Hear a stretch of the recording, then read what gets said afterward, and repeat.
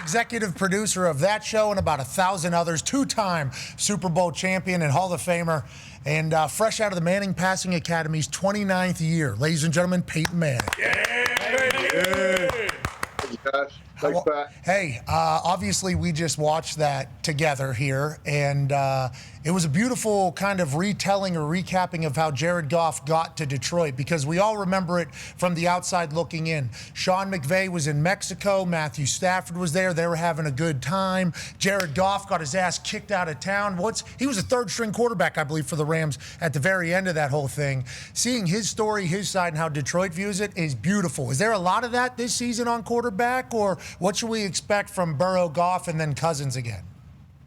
You know, Pat, this is our third year doing quarterback, or doing the Netflix kind of follow doc series. We did quarterback the first year. We did receiver the next. Now we're back with quarterback.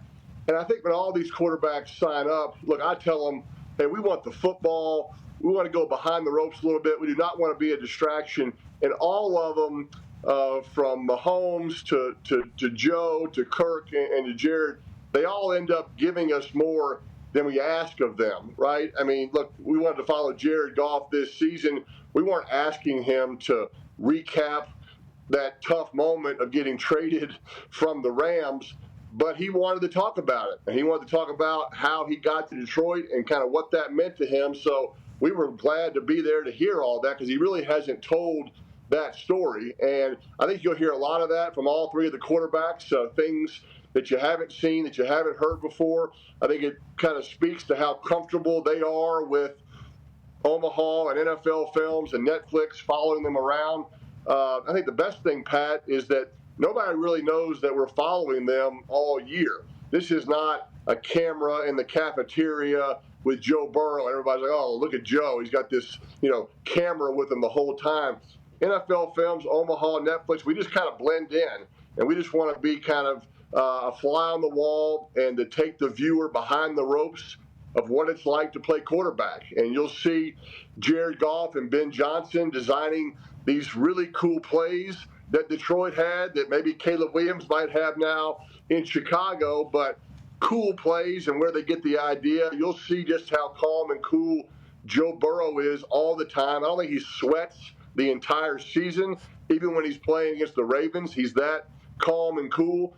And you'll see Kirk Cousins handle an incredibly tough situation with incredible grace, and you'll come out pulling for him once again like you did in season one. So that's what I'm excited about this season for quarterback. I mean, three very different stories throughout the season. The Detroit Lions, #1 seed in the NFC, they battle through so many injuries, too. I'm excited to see the leadership behind the scenes whenever that whole situation brews. The Cincinnati Bengals had the year that they had, and obviously they had an entire offseason the way it's gone. And then Kirk Cousins with the Penix situation.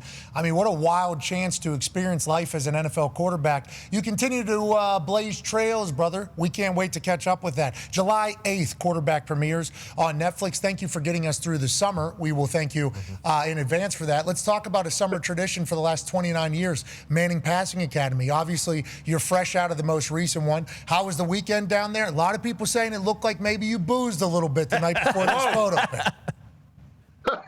Well, look, part of playing quarterback is having a few Bud Lights on an off night, but you're at the 8 o'clock staff meeting the next morning, right? If you're gonna soar with the Eagles, as my dad said, if you're gonna hoot with the Owls, you got to soar with the Eagles. So it's kind of a good sign for a quarterback if you're there at that 8 o'clock meeting. We had perfect attendance at every 8 o'clock. Love that. Love that. Hasn't always been the case in years past, certain quarterbacks, and maybe that was a good sign that maybe they weren't ready to play quarterback. But another great year. Look, we had almost 1,500 campers. I think we had 47 college quarterbacks. We had over 120 top high school coaches and former NFL coaches or small college coaches from around the country. That's our staff. We're trying to make these entering 8th graders through entering 12th graders, quarterbacks, receivers, tight ends, running backs, better high school football players, Pat. That is our goal. If they all go on to play college in the NFL, that's great. But our goal is to make them better high school players. And most of the college camps now, Pat, they aren't really doing that as much anymore, right? They're kind of recruiting camps. they're running 40s, they're running vertical jumps, and I get that. They're trying to decide who they're going to recruit. We like teaching the basic fundamentals of playing quarterback, and it's fun time for me to be with my dad, my two brothers, Cooper and Eli, my nephews, Arch and Hyde were there. My son Marshall attended the camp. So it's certainly a family affair as well. Yeah, I posted that photo. Obviously, was posted from Manning Pass Academy of your entire crew there. Not your kid, but this whole. And I was just like, this family has done so much for football, legitimately. And I texted your dad this. I said, hey, I just want to say thank you to you and your family for the amount of commitment to our sport that you have done. You have tried to showcase our sport in every single fashion that you possibly could since retirement, let alone all that you gave while you were playing. Eli the same way, Archie the same exact way, and now it's Arch season, baby. That's what the world is kind of waiting for. And so I want to say thank you to the Mannings. Legit. Yeah. You guys are committed to ball. And we appreciate the hell out of that. Now, on the passing. Look, to me, when I was playing, and I think all these college guys felt the same way, Arch, Garrett Nussmeier, like I said, all the other quarterbacks, it's just a great reminder of how great the game is and how lucky we are to be playing or to be involved with it. When you're out there in Thibodaux, Louisiana, it's 96 degrees. Yeah. We're in 3-a-day practices, and you don't hear one high school kid complain about how hot it is. As a matter of fact, we tell them, hey, go back to your dorm room, get a nap in between practices. They're all outside the dorm throwing.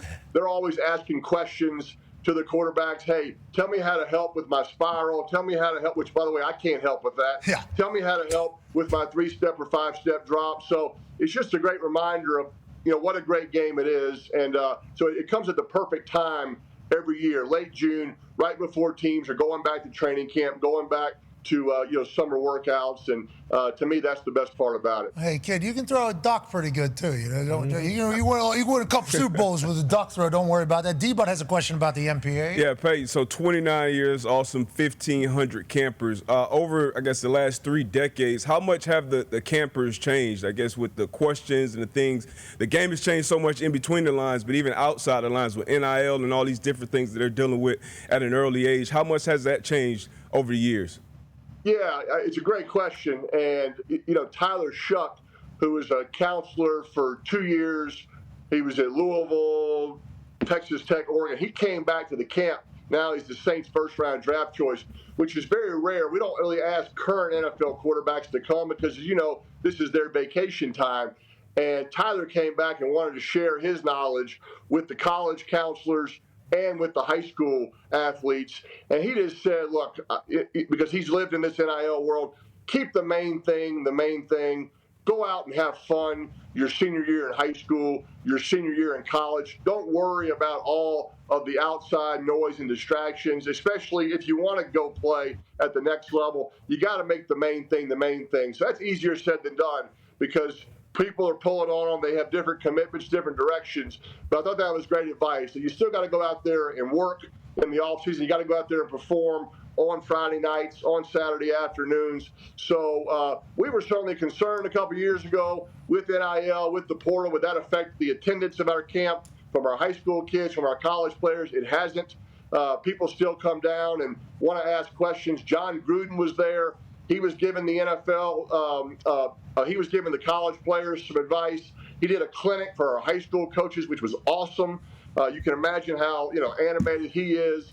And so it's been able to kind of maintain the reason we started the camp, and it's hard to believe we're coming up on 30 years next year. I saw Coach Gruden got an Archie Manning jersey, I believe. You want crazy? Can you believe this, man? Yeah, that was a cool moment. I love how much Gruden's given back to ball as well. Let's talk about the quarterback position as a whole. Go ahead, Connor. Yeah, Peyton, you just kind of mentioned how part of a quarterback's duties are having a couple Bud Lights with the boys, the night before, but then still showing up at the 8 a.m. meeting and, being a leader, showing up and standing up for your teammates. Of course, those things as well are important as a QB. But for you, off the field, when it comes to being a quarterback, what are kind of the most important traits you need to have just as, of course, a player, but just a teammate in general? Yeah, look, to me, when I watch an NFL or college game and I see a quarterback drop back and throw a deep go route down the sideline, and maybe the corner is there and the free safety is over there, I watch how the receiver fights for the ball. Does he go up and make the catch amongst two defenders? Does he tackle the defensive back? Because there's no way I'm going to let my quarterback get this pass intercepted. It's going to be incomplete pass interference. No way it's going to be an interception. And that tells me how much that receiver respects his quarterback, that he's going to fight for him, right? Sometimes you don't see that. Sometimes you see the receiver kind of go, hey, I don't really care if it's intercepted and it's double covered. He shouldn't be throwing it anyway. I want to see him fighting for the quarterback, and that's up to the quarterback to get those guys fighting for him. By the way, he handles them in practice, how he handles, himself in the locker room. Is he a guy that these linemen want to fight and block for? These receivers want to go up and get the ball for? So it's not always with the rah-rah pep talk per se. You don't have to give a speech every day as a quarterback, but you better be there on time. You better stay late. You better be tough. You better be, in the conditioning front of the line, right? You're not going to be the fastest or bench press the most, but you better be kind of setting the example in the conditioning, endurance aspect of it. And I think all those things go into being a good quarterback and your teammates following you. I told the story the other day about first punt period when I was with the Colts. It's normally special teams, especially punt period, everybody kind of clears the field because, balls are about to get tossed out there. And while I'm sitting back for the first snap, I'm with the Indianapolis Colts. Holy shit, I'm in the NFL. I'm playing a position I don't really understand. I've never really been an NFL punter. I'm watching you and the other quarterbacks run gassers across the field on the other end. Full pads, helmet on, everything like that. And that was a consistent. It's like everybody else kind of off the field. You're out there doing sprints. Now, Clyde Christensen told me, well, it's the only time we can get the field, right? Like, that's only time. And it's like, but also, that is quite a statement like, hey, listen, you can get shit done right now. I think everything you did had purpose and meaning, and that's why it was an honor to be your teammate. With that being said, I know you've tried to stay out of the way, so has Eli. I'm here to answer all questions. Let's talk about Arch, okay? I'm excited for him. No offense to you, okay? No offense to you or to Eli. Feels like he has a chance to have what you have what Eli has, and then also feels like he's got what your dad had a little bit more of. All these things coming together, plus him understanding what a quarterback should be like in the locker room. I think he was at Wingo's cookout just like 2 weeks ago. Obviously, this hit the internet, went crazy. It's like, this makes sense for how a quarterback, especially a Manning-led quarterback, would operate. You invited me down to a golf outing and had some beers and learned about me and my family and talked to my dad, invited my dad to something. It's like very much a part of the Manning way of leading is like being a good teammate, being I want to say investing in the relationship. How do you feel about Arch now that it's about to be his time? Like, hey, we're here now. This is Arch season for Texas. How do you feel? And has he reached out to you or Eli much through it all? Yeah, Pat, look, Eli and I are his uncles. We try to be there as a resource for him. But, Cooper has done a great job with Arch, and they've handled, all of the different things that have kind of come their way in the right way. And I'm excited to watch Arch play. He's been very patient. I thought he threw the ball really well at the camp. He and Garrett Nussmeier in kind of our three throwing exhibitions really threw the ball well. All the quarterbacks threw it well. It's impressive. I mean, they make throws that I wouldn't even think about making. I mean, Arch made a throw the other day that I'd have to hit the cutoff man in order to get the ball to the actual receiver. And Nussmeier, Lenoris for South Carolina. I mean, it's impressive all the way around. But look, he's been patient. It's been well documented. The fact that he's, been there 2 years. I'm such a believer in mastering the system that you're in. And when you have new coordinators every single year in the NFL or college, that's just frustrating to me. I was lucky, Tom Moore, Pat was there my entire 14-year career. Belichick gave Brady some different coordinators, Charlie Weiss, McDaniels, O'Brien, but it was the same system, right? Nick Saban makes his quarterbacks, our new coordinators, learn his system. So does Kirby. And so the fact that Sarkisian calls the plays and Arch has been there 2 years already, is going to know the system. That's going to be a huge advantage for him.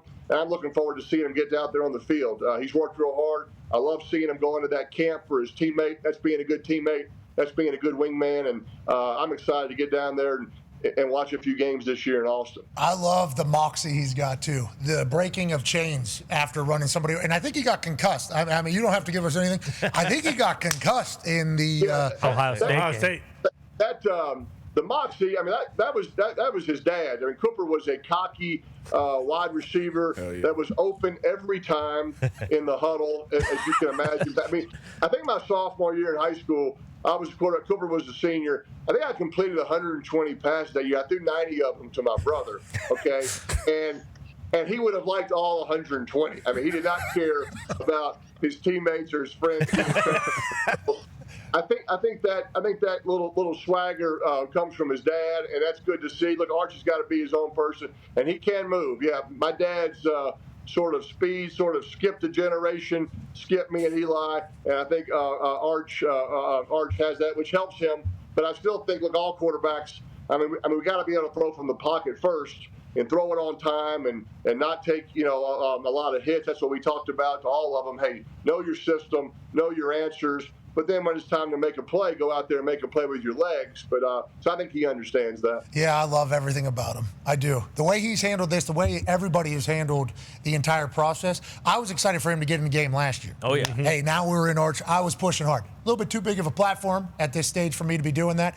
Caused some shit. Had to back off. I don't want to start any problems with anybody. But watching Arch, I think I met Arch when he was just a little boy over at Eli's apartment back in the day. And he was like, always had moxie. And now we're watching him do his thing. I'm like, we want that guy.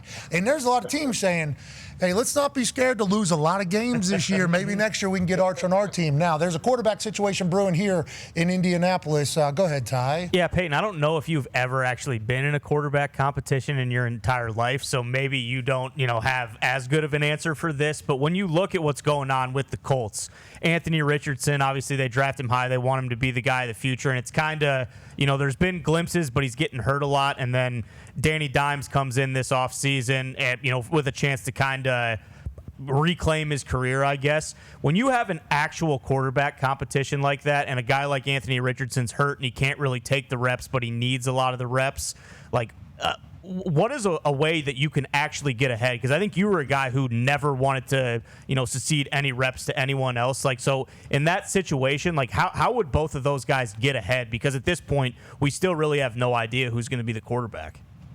Yeah, look, I know all those quarterbacks. Speaking of the Manning Pass Academy, Anthony came, Daniel came, Rodney Leonard came. So you get to know all of them. You pull for all of them. And look, I think competition can be good. I know that's what Shane and Chris are looking for this competition to push both those guys, and hopefully whoever comes out as the starter is over the season with a little swag and a little bit of edge because he just won a tough quarterback competition. Certainly with Anthony being injured, that's tough, right? That's frustrating. I know he wants to be out there today. Throwing with his receivers and a little bit of a test of patience there. And obviously, by him being injured, that gives Daniel more repetitions. I mean, the toughest thing when you're in a quarterback competition, it's tough for the receivers as well, is who do you really good timing with if you're only throwing 50% of the routes with each guy, right? I know receivers would prefer to have one guy as the starter and get the reps with that guy. So, we'll see how it shakes out through training camp. I think it's a healthy situation for the Colts. And I think whoever comes out of that is going to be ready to go week one against the Dolphins, where we're honoring Jim Irsay going into the Ring of Honor. I'll be at that game, Pat. So I'm pulling for both guys. I want to see Anthony get back there and get healthy. As you know, long season. Sometimes it takes more than one quarterback to play the entire season. So, but I'm excited for Daniel getting this opportunity. He deserves it. And like I said, I hope Anthony gets back out there healthy and has a shot as well. I ran into Dimes downtown. He's huge. Did not know that he was as large of a human as he is. And obviously he's very mobile. And Anthony Richardson, you talk about cutoff man. I mean, he made like 3 of those throws last year where he just back foot, 70 yards. Obviously the talent is there. Hopefully it's able to come together. All right, last question. We appreciate you so much for your time here from Pittsburgh Steelers fan who's flying high right now, AP Tone. Yeah, I am flying very high with getting Jalen Ramsey today, which is just huge news. Feels like the Steelers are going all in. But my question for you, Peyton, is after the Steelers got Aaron Rodgers, I immediately thought you going to the Denver Broncos, winning the Super Bowl there, Tom Brady going to the Bucs, winning a Super Bowl there. How do you feel about Aaron going to the Steelers, and what exactly does a 20-year NFL vet quarterback who's won, 4 NFL MVPs bring to a young offense? Yeah, look, I'm excited for Aaron. It's a good opportunity. I saw Arthur Smith earlier this spring, and they were still trying to kind of figure out what they were trying to do. But he certainly acknowledged that Aaron was a possibility, and he was excited about that possibility. So I think when your offensive coordinator is excited about it, that's a good thing. You've heard Aaron talk about that he and Arthur. You can tell they've already had quite a bit of dialogue on trying to get on the same page and make that system work for both of them. But look, there's no substitute for experience and what Aaron can do to help these receivers. And you wouldn't think that would take a lot of time, for them to kind of get on the same page, just because Aaron's played with so many guys and kind of knows how to make those adjustments. I think the whole team needs to do their part as well, right? Defense needs to be the Pittsburgh Steelers and put Aaron in some tough situations, and probably not expecting him to go out there and score 40 each week. But I'm looking forward to seeing it. Look, it's a big change. I know Aaron did it with the Jets, and maybe got hurt and whatnot, and it wasn't maybe what he was hoping for. So hopefully this is a good chapter for him and can finish strong if it is his last year. And I know Tom just talked about going down to Tampa, and that was exciting. It was kind of new, right, going to a new school, and I felt that way when I went to Denver. So it can be kind of invigorating for a quarterback. So hopefully Aaron kind of takes that energy and goes out there and plays really well this year. We're going to a new school. All right. Let's pick up. Let's go to a new school over there, a little old school in Pittsburgh for the Steelers. Jalen Ramsey got signed or traded this morning, so that literally just happened. So feels like $30 million on DK Metcalf. Mm-hmm. They're going to have to pay T.J. Watt and figure that whole thing out. It's like, is this the year for the Pittsburgh Steelers? We shall see. It's been an honor to interview you and Elvis Presley, brother. And I don't know if it made the cut or not, but I've seen the clip of you being Elvis Presley at Saturday Night Live. You're a huge King fan, right? I mean, you're a fan of the King. I love him. He was a football fan, Pat. He loved it. I mean, he was a Browns fan. He was a Steelers fan. He used to request, like, NFL highlights sent down there to Graceland. He always had kind of his entourage. They were playing pickup football games. And so that's what I've kind of learned about Elvis. Not only do I love his music, he loved football as well. So would have loved to have met him. And, I have lots of Elvis memorabilia here in my house. He's a dog. Elvis was an absolute dog. Yeah. Have people seen the clip? Was that a public one? I don't remember. Remember, it didn't make the cut, and it was a dress rehearsal you do before Saturday Night Live, which is awesome. You get to go out there and kind of test jokes and see what's going to be funny. I wish I could have done a dress rehearsal before a few football games, Pat. Like, ooh, I'm not going to make that throw. That's not going to work out. I'll fix that in the real thing. So I did an Elvis skit in the dress rehearsal. Did not make the final cut. I don't think I pulled off "Love Me Tender" as well as Lorne Michaels wanted me to. I think you did. I've seen the clip. That one, that's first ballot. This one is a first ballot. Hopefully one day Omaha will let that thing eat. Congrats on all the success. Have a great summer, brother. Thanks, Pat. Thanks, fellas. Ladies and gentlemen, Peyton Manning. We appreciate Peyton joining us earlier today.